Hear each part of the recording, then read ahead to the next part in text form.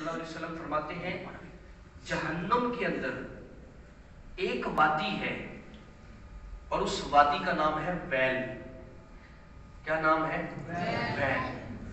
فرمایا جہنم کی وہ اتنی خطرناک اور اتنی سخت قسم کی وادی ہے کہ جہنم خود بھی اس جگہ سے پناہ مانگتی ہے.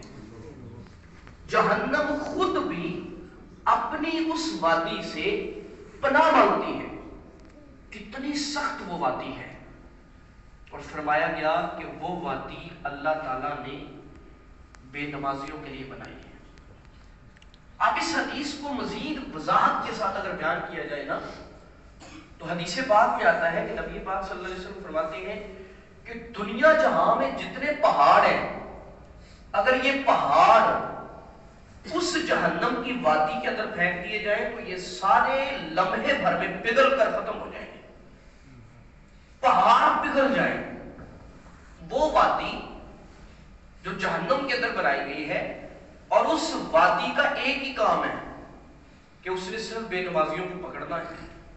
اور اس کی سختی کیا ہے کہ اگر دنیا کے بڑے بڑے پہاڑ بھی اس وادی کے اندر پھینکے جائیں تو اس آگ کی تپش کی وجہ سے وہ لمحے بھر میں پگھل جائیں گے.